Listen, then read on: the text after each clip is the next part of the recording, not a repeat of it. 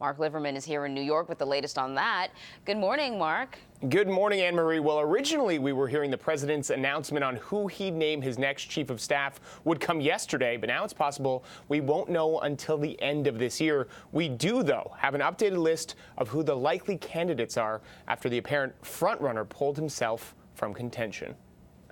I'm honored to be considered. North Carolina Congressman Mark Meadows is one of the frontrunners to replace John Kelly as President Trump's chief of staff. Anytime that your name's floated to help the President of the United States accomplish things for the American people, it's flattering. Also in the mix, Budget Director Mick Mulvaney, Acting Attorney General Matthew Whitaker, former Deputy Campaign Manager Dave Bossie, and former New Jersey Governor Chris Christie. John Kelly will be leaving. The president abruptly announced Kelly's departure Saturday. We'll be announcing who will be taking John's place. It might be on an interim basis.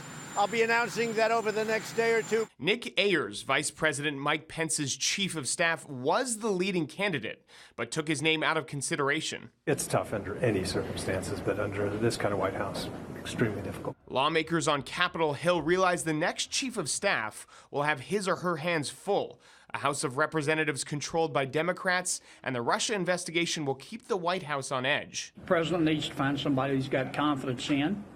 And that whose judgment he trusts, and that knows how to manage a complicated office. The new chief of staff will be the president's third in under 2 years.